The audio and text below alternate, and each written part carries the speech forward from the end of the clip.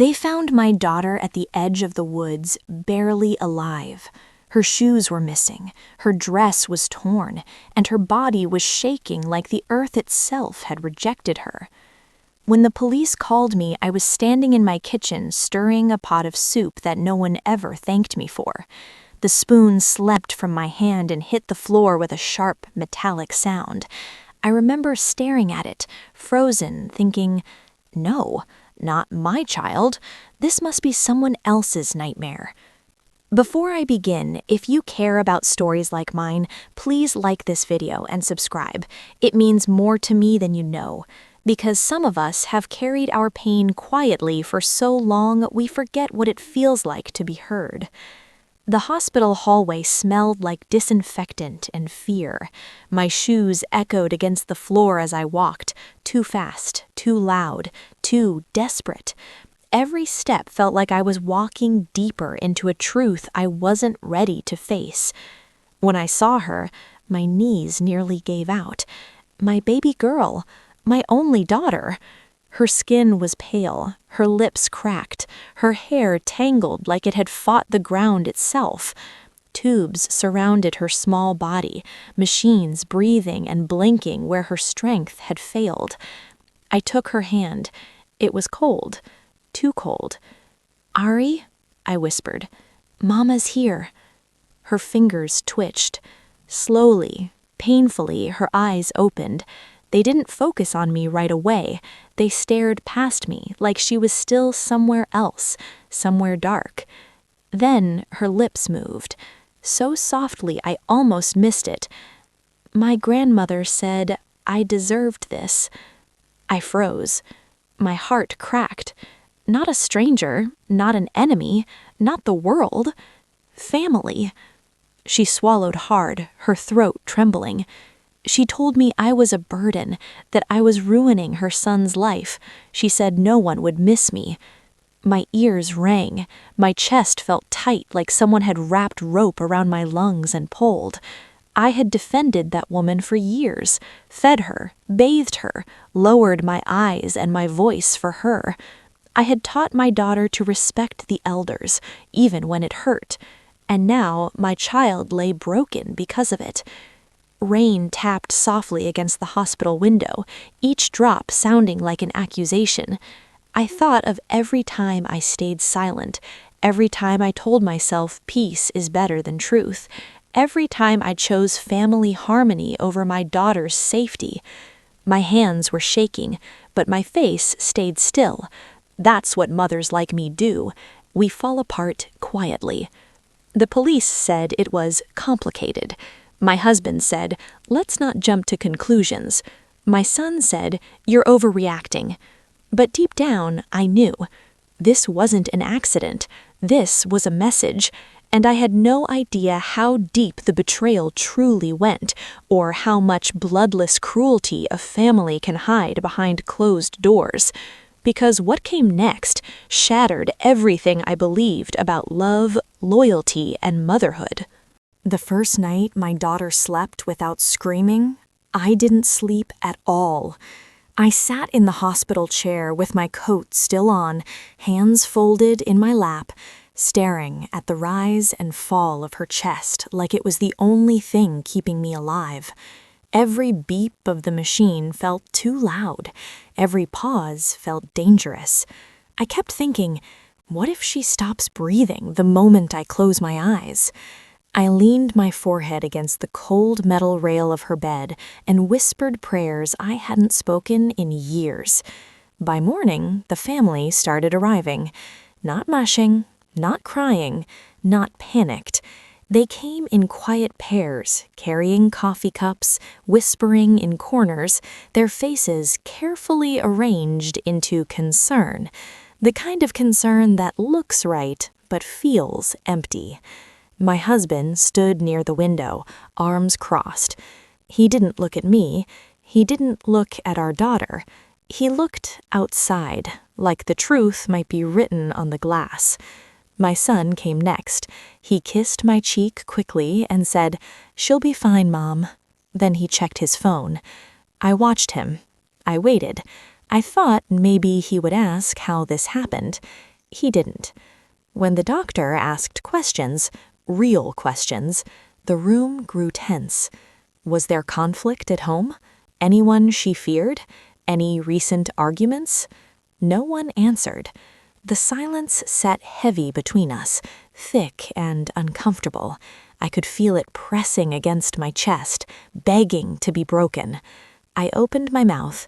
My husband cleared his throat. "She's sensitive," he said quickly. "Always has been." I turned to him slowly. "Sensitive.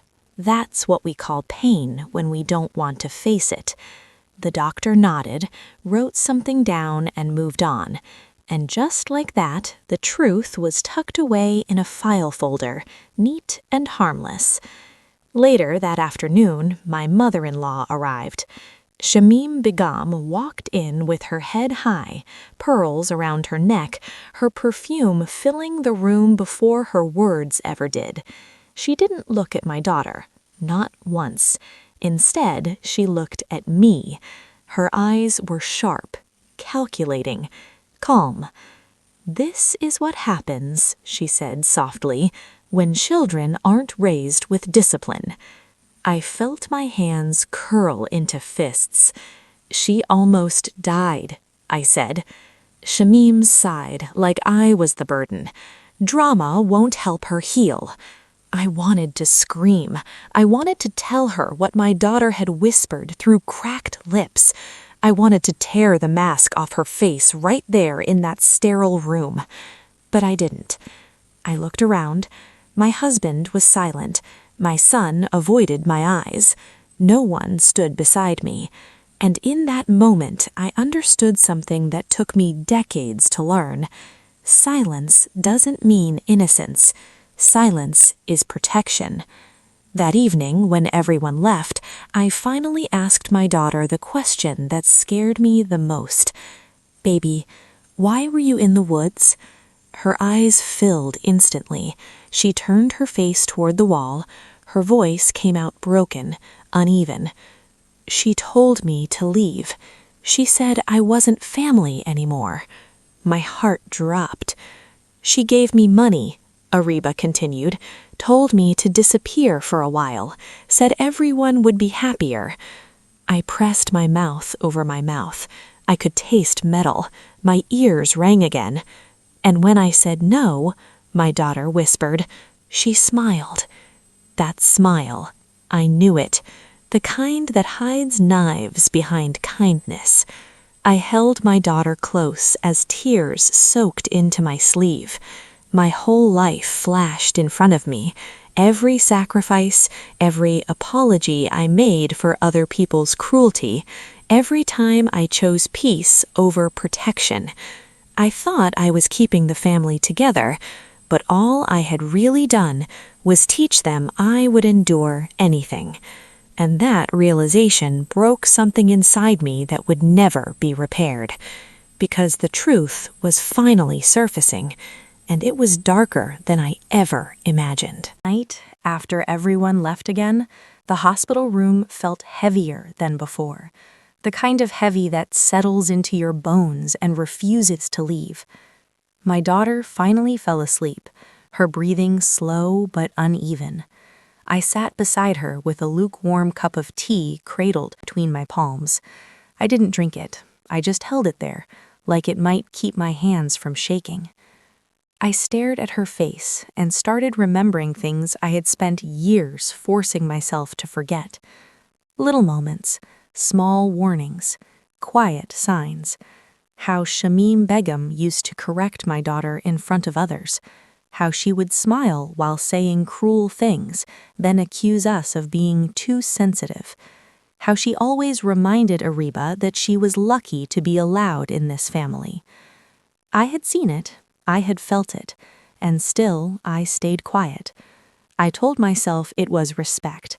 I told myself elders must be endured. I told myself patience was strength.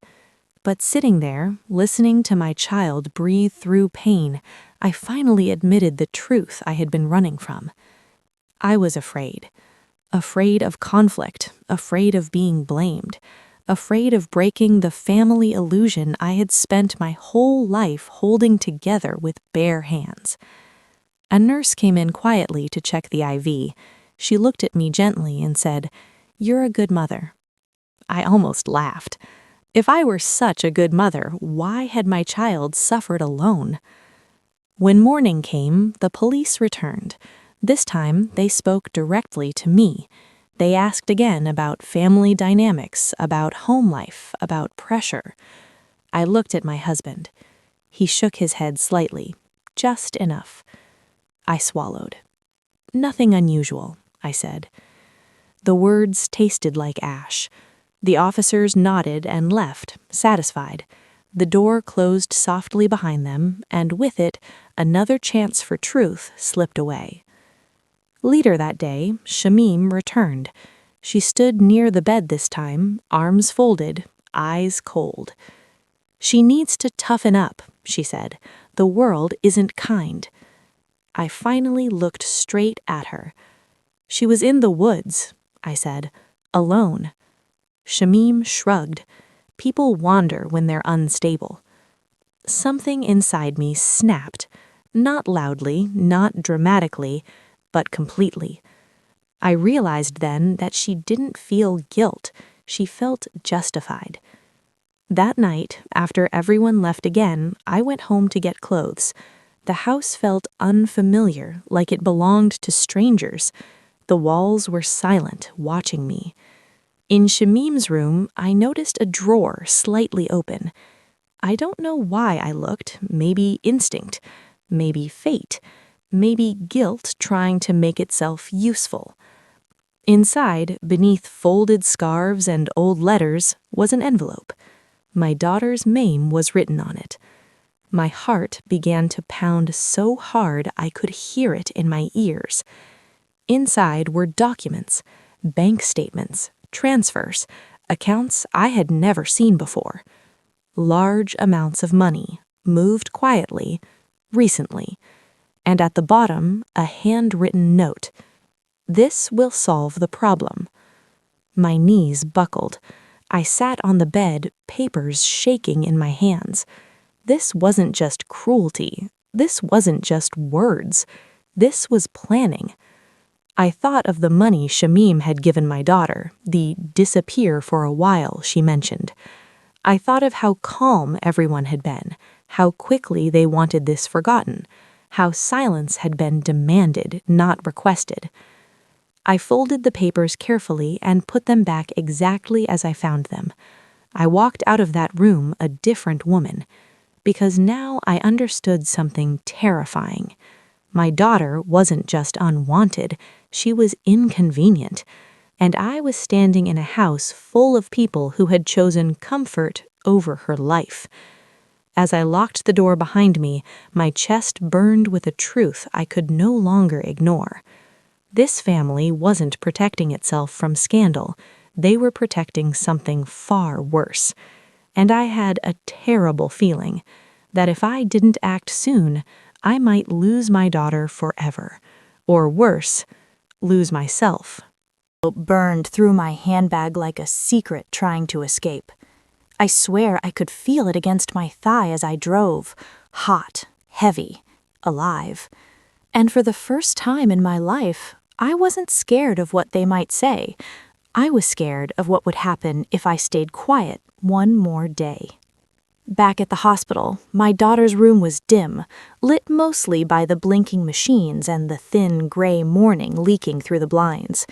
Rain had stopped, but the window still looked bruised, like the sky had been crying all night and didn't want anyone to notice. I sat beside Agriba and watched her sleep. Her eyelashes rested on her cheeks like soft shadows. Her lips were dry, and her fingers twitched sometimes, as if her body was still trying to run from whatever happened out there.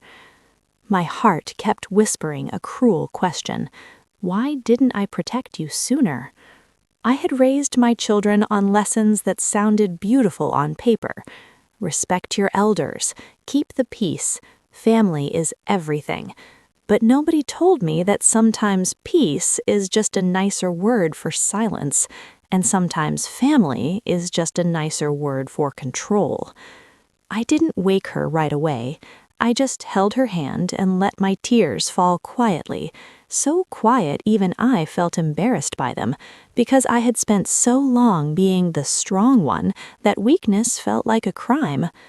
When she finally stirred, her eyes opened slowly, cautious like a child checking whether the world is safe again.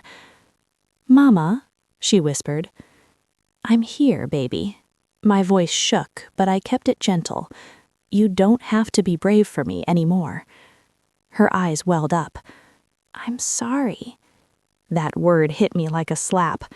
"No," I said, sharper than I meant to, then softened. "No, sweetheart, you don't apologize for surviving."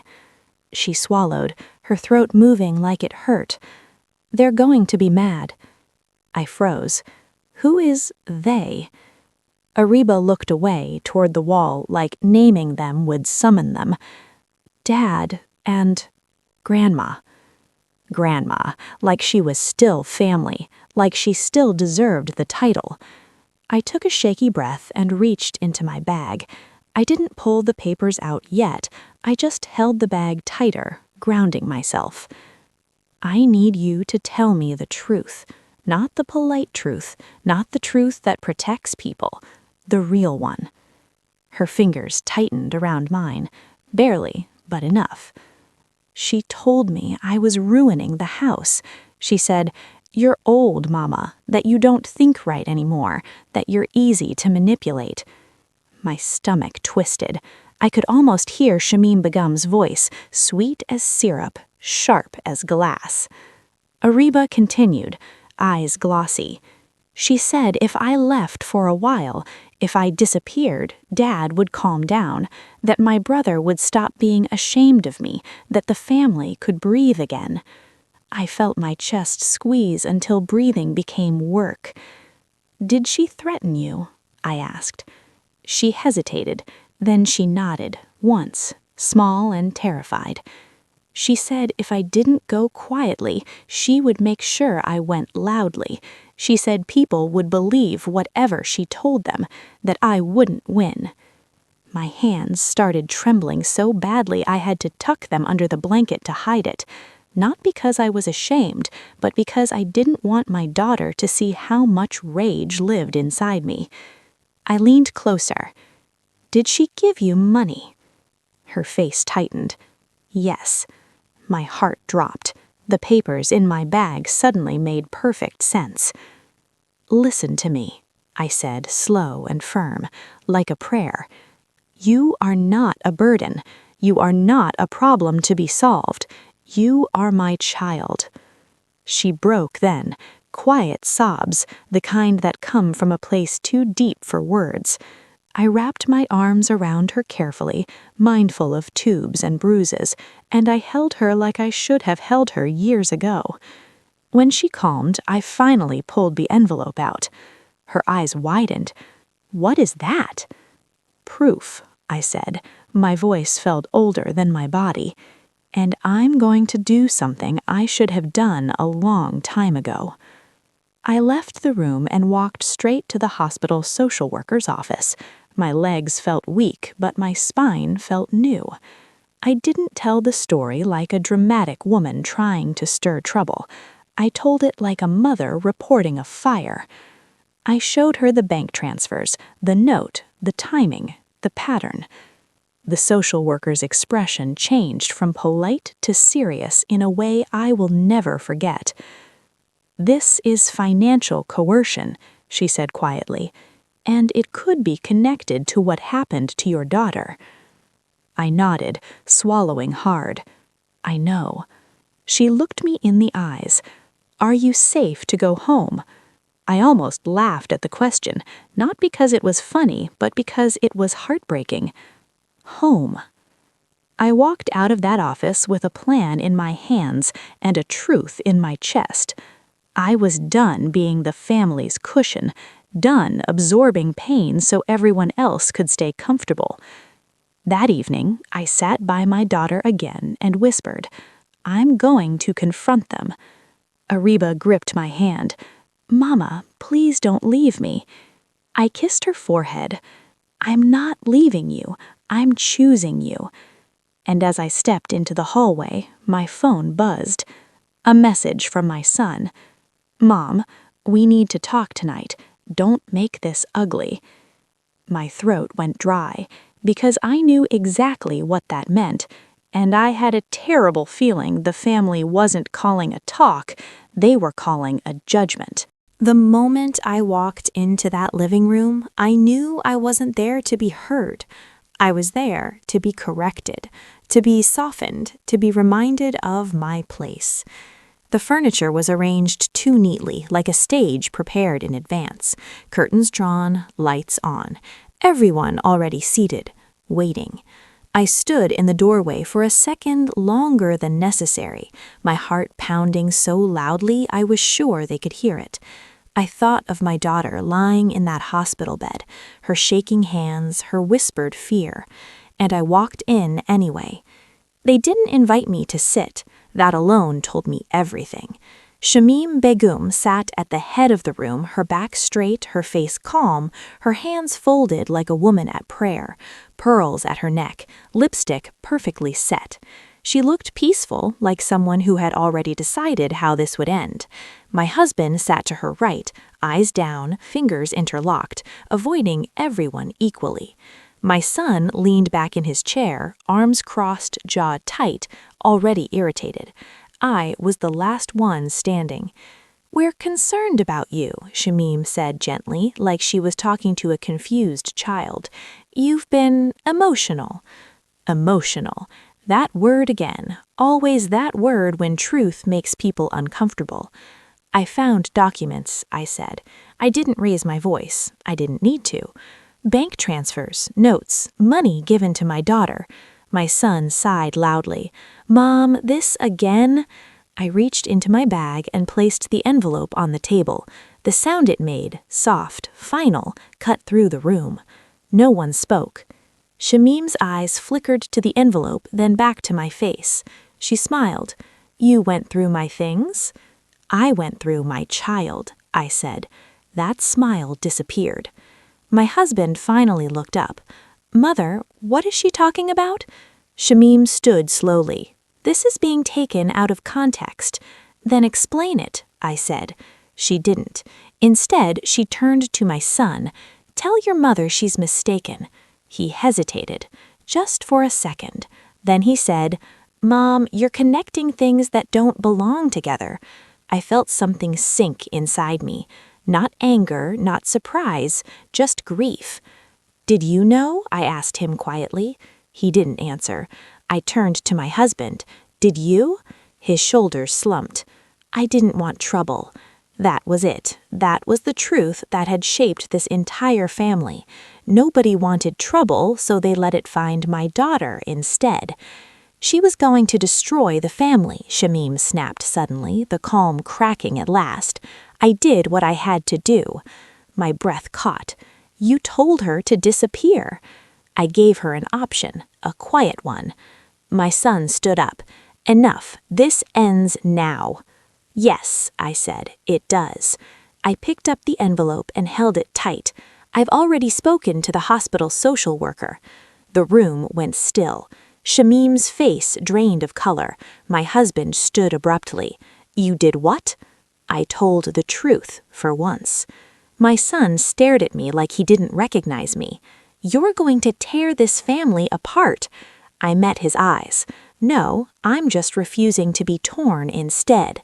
Silence followed, thick, suffocating. Then Shamim spoke, her voice low and dangerous. "You will regret this." I nodded slowly. "Maybe." I walked to the door, my legs shaking, my heart racing, my hands cold. Behind me, my son said, "If you do this, don't expect things to go back." I paused, just long enough. "They never were right," I said, and as I stepped outside into the night air, I felt something strange mix with the fear. Relief. Because for the first time in my life, I wasn't protecting the family, I was protecting the truth. but I had no idea how quickly they would turn on me, or how much they were willing to lose to keep their secrets buried. Because what happened after that meeting wasn't about silence anymore, it was about choosing sides. The thing my son said the next morning wasn't, "How was your sister?" It wasn't, "Did you sleep?" It was, "Why are you doing this to us?" I stood in the kitchen holding my phone, staring at the message like it had bitten me. The sun was barely up, casting a pale, unforgiving light across the counter. My coffee sat untouched, going cold the way my heart suddenly did. Us. That word felt heavy, crooked, like it didn't include the person who almost died. I called him back. He answered on the second ring, already exhaling like I was a burden he'd been carrying too long. "Mom," he said, "you're blowing this out of proportion." I leaned against the counter because my legs wouldn't hold me anymore. "Your sister was found in the woods." There was a pause. Not shock, not fear, just calculation. "She's fragile. You know how she exaggerates." That was the moment I knew I had lost him. Not suddenly, not dramatically, but quietly, over years of excuses and swallowed truths. "Did you know?" I asked. My voice was calm, but something inside me was screaming. "About the money, about what your grandmother told her." He didn't answer right away. I could hear movement on his end. Keys, footsteps, a door closing. Privacy. Preparation. "Grandma was trying to help," he said finally. "She didn't mean for things to get dramatic." Dramatic. I closed my eyes. Images flashed through my mind. Ariba's trembling hands, her cracked lips, the fear in her eyes when she asked me not to leave. "She told your sister to disappear. She threatened her." "She gave her options. Life isn't gentle, Mom. You taught us that." The words landed like a slap. I taught him to protect the weak, not erase them. He sighed, long and irritated. "You're choosing chaos. You're choosing her over the family."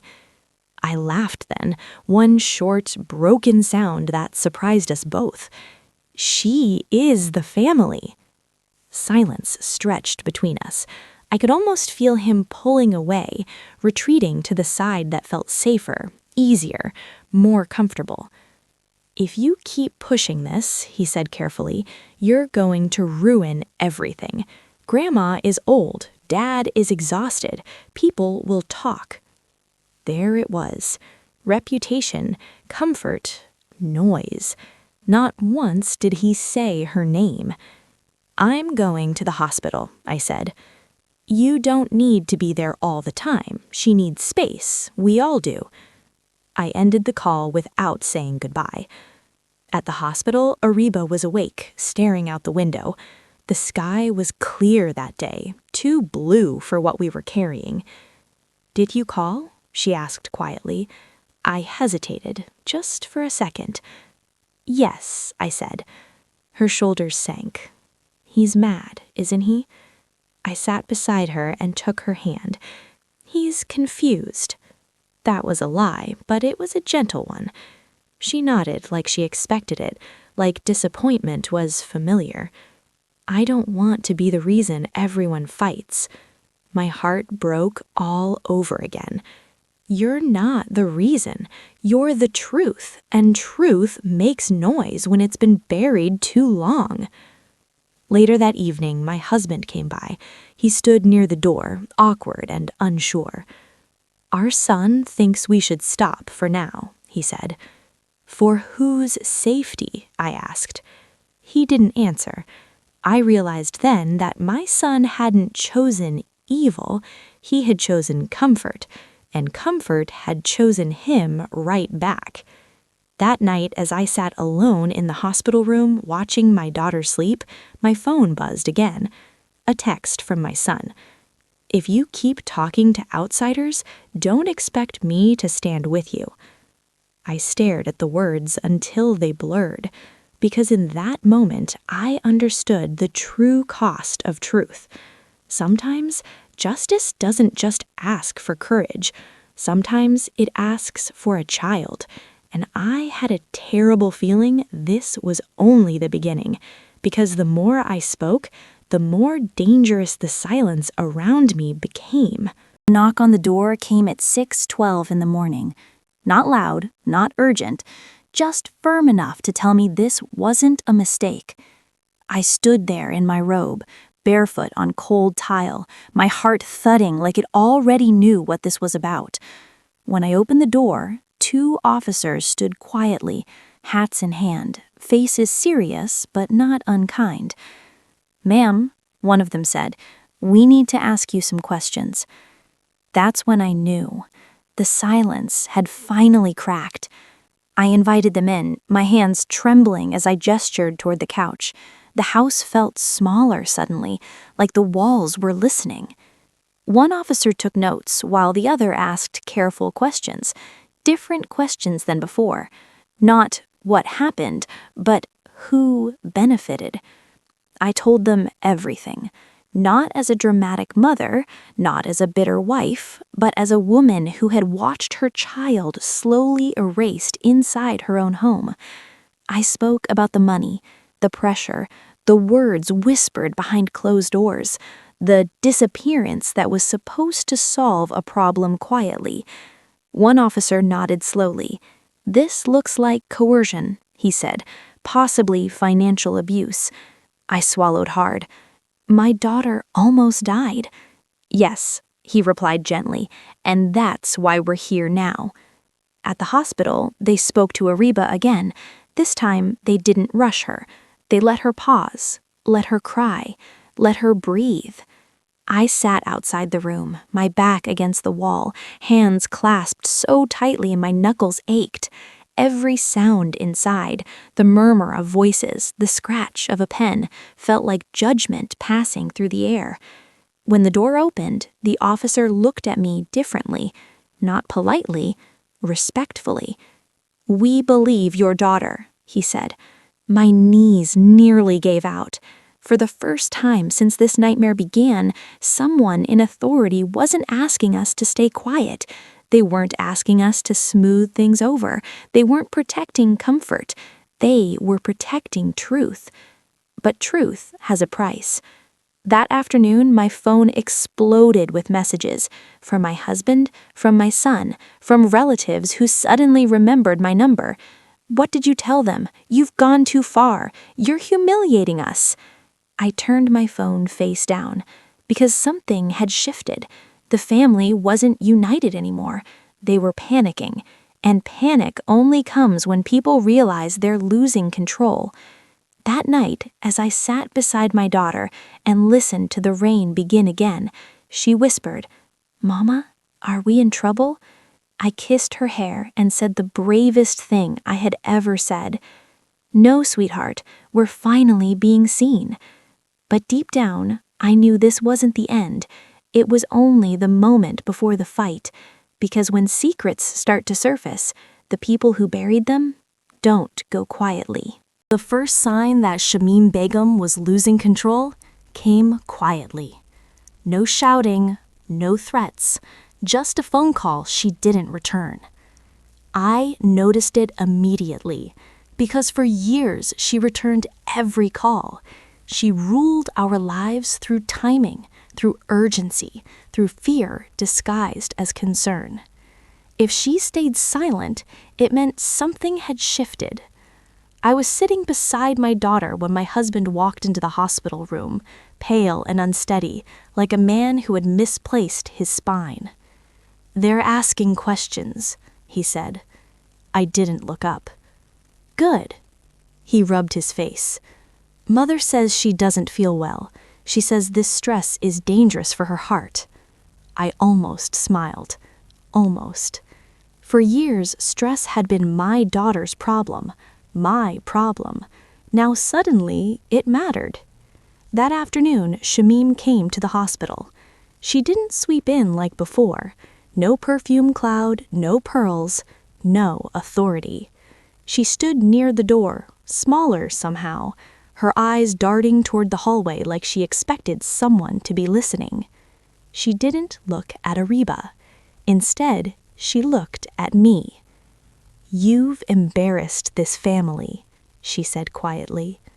I met her gaze. "You endangered my child." Her lips tightened. "You're exaggerating." "No, you miscalculated." That's when her mask finally cracked. "You think the police care about you?" she hissed. "You think they'll ruin my name for your weak daughter?" Ariba stirred at the sound of her voice. Shamim noticed and stepped back. Fear. Not guilt, not regret. Fear of exposure. I stood up slowly, my knees aching, my heart steady. "You don't scare me anymore." Her eyes flickered. "You always needed this family." I nodded. I did. Past tense. She left without another word. That night, the calls stopped. The messages slowed. People who once spoke loudly now whispered. The family group chat went silent. Power doesn't disappear in flames. It drains away when people stop answering. A social worker explained the process to me the next morning. Investigations, safeguards, documentation. She used calm words for ugly truths. I signed everything. Each signature felt like a door closing behind years of obedience. At home, my husband wandered like a ghost. He asked, "Do you think we can fix this?" I looked at him gently. "We're not broken. The lie is." He didn't reply. Later, my daughter asked, "Grandma won't come back, will she?" I brushed her hair back softly.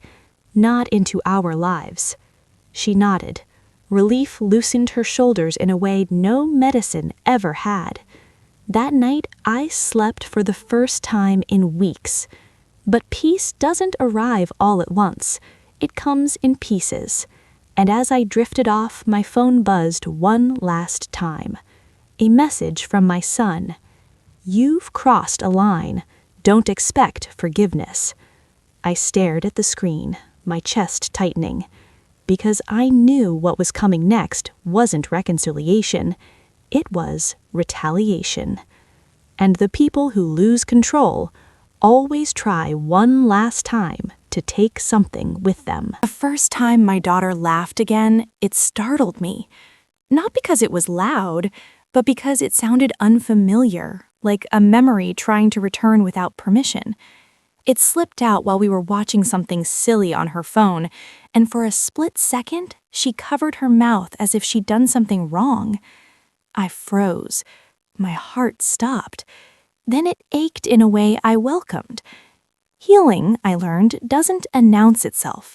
It arrives softly, like sunlight creeping across a floor you forgot was cold. Ariba was transferred to a smaller recovery unit, where the walls were painted pale yellow, trying too hard to look hopeful. She spent hours staring out the window, counting birds, watching people live their ordinary lives. Sometimes she talked, sometimes she didn't. I never rushed her. I sat beside her with my knitting untouched, my tea cooling in my hands, just being there. For years, I had been present without being protective. Now, I was learning how to do both. One afternoon, she asked, "Mama, was I really that hard to love?" The question sliced straight through me. I set my tea down carefully. "No," I said, "you were hard to control." She frowned slightly, like she was trying to understand something new. "What's the difference?" I smiled sadly. "Love doesn't shrink people. Control does." She nodded, absorbing it quietly, the way children do when the truth finally fits. Therapy sessions began soon after. I sat outside during those hours, listening to footsteps in the hallway, to doors opening and closing, to other families carrying their own invisible burdens. Sometimes I wondered how many of us were wounded by the same lie, that endurance equals virtue. At night, Ariba slept better. Not perfectly. She still woke from dreams where she was lost, where no one answered when she called. But when she reached for me, I was there. Always. My husband watched from a distance, unsure of his place now. He wanted things to feel normal again. I wanted them to feel honest. Normal almost killed my child. When discharge day came, Ariba clutched my arm as we walked out. The sunlight was sharp, almost rude after weeks of dim hallways. She squinted, then smiled. "Home?" she asked. I took a deep breath. Not the old one. We moved into a small apartment a few miles away. Nothing fancy, but it was quiet, safe, ours. The first night there, she slept through until morning. No screaming, no shaking, just peace. I stood in the doorway and watched her breathe, my chest rising and falling with hers. I thought we had made it through the worst, but healing has a way of loosening buried things. And as my daughter began to grow stronger, the people who benefited from her weakness began to grow desperate. Because when someone starts to heal, it threatens every lie that kept them small. The day my son stopped calling, I felt it in my body before I understood it in my mind. Not pain, emptiness. No missed call, no message, no anger. Just silence. I stood in the kitchen staring at my phone like it might explain itself. The clock ticked loudly on the wall, each second stretching the quiet wider. For years, my son's voice had filled this house, confident, sharp, certain. Now the absence of it felt heavier than any argument we'd ever had. I told myself he needed time, that boys struggle when mothers stop bending. But deep down, I knew. He hadn't stepped back to think, he had stepped away to punish. Weeks passed, then months. When he finally did call, his voice sounded distant, rehearsed. "I can't be part of this anymore," he said. "You chose her." I closed my eyes. "I chose the truth," I replied. "You destroyed the family," he snapped. "No," I said softly. "I exposed what was already broken." He laughed bitterly. "You always make yourself the victim." That hurt more than I expected, because for the first time I saw him clearly, not as my child, but as a man shaped by comfort, not courage. "I raised you better than this," I said. "You raised me to survive," he answered, "and this is how I do that." The line went dead. I sat there long after, my phone resting uselessly in my lap. I thought of the boy who used to run into my arms after school, the boy who once cried when a bird died in our yard. Somewhere along the way, that softness had been taught to disappear. Grief for a living child is a special kind of sorrow. There is no funeral, no permission to mourn, only unanswered questions and memories that ache when they surface. That night, Ariba found me sitting in the dark. "Mama?" she asked gently. I pulled her close. "Sometimes," I said, "love doesn't grow the way we hope." She rested her head on my shoulder. "You still did the right thing." I kissed her hair, breathing her in. Losing a son hurts, but losing a daughter would have destroyed me. And I finally understood something painful, but true. You can raise your children with love and still watch one of them walk away. But what I didn't know yet was that walking away would cost him far more than it cost me. The letter came on a Tuesday morning, plain and official, like it didn't know it carried years of pain inside it. I opened it slowly, my hands steady for the first time in a long while. The investigation was complete. They didn't use dramatic words. They didn't call it cruelty. They called it coercive control, financial manipulation, psychological abuse. Clean language for ugly truths. Shamim Begum was removed from any position of authority over family finances. Protective orders were put in place. Her concern for family unity was officially recognized as harm. No jail, No shouting, no public disgrace, just consequences.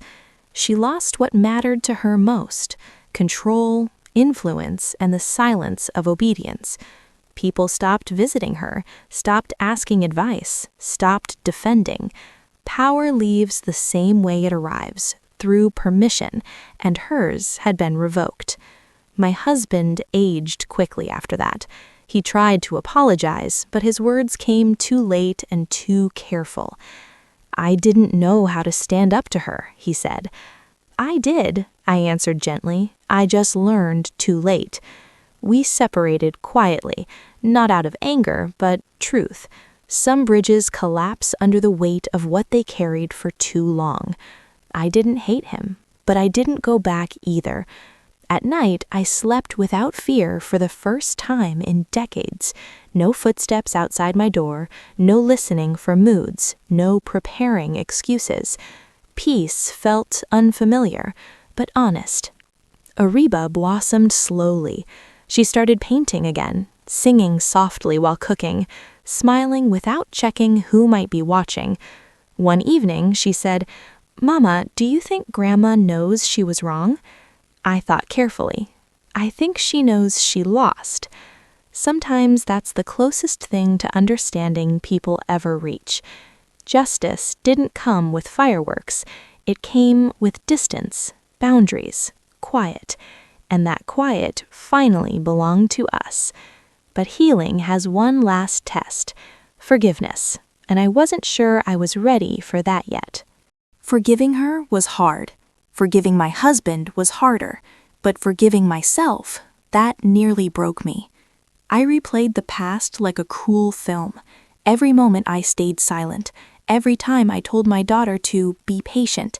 Every time I chose peace over protection. I wondered how much pain my fear had allowed. Therapy taught me something no one else ever had. Survival is not consent. Women like me weren't weak. We were trained to endure, trained to disappear quietly, trained to mistake silence for virtue. Once I understood that, something softened inside me. I started speaking kindly to myself, the way I should have spoken years ago. You did what you knew. You learned when you could. You changed when it mattered. One evening, Ariba sat beside me with 2 cups of tea. "You saved me," she said. I shook my head. "We saved each other." She smiled. That still counts. Forgiveness didn't arrive all at once. It arrived in pieces. A deep breath, a full night's sleep, a laugh that didn't hurt afterward. And slowly, I stopped punishing myself for not being perfect in a world that never was. Because the final chapter wasn't about them anymore. It was about us. I still remember the rain that night, standing outside a door that wouldn't open, believing silence was love. I was wrong. Love protects. Love speaks. Love risks discomfort to prevent destruction. If my story leaves you with anything, let it be this: do not sacrifice your children for family peace. Peace that demands pain is not peace. Respect that requires silence is not respect. Listen when your child whispers, because they only scream when no one listened before. Today, I sit by a window with sunlight on my hands, my daughter beside me, alive and healing. The tea is warm, the air is quiet. We earned this peace. And if you're standing where I once stood, afraid to speak, afraid to break the illusion, know this: truth may cost you relationships, but silence can cost lives. Choose wisely.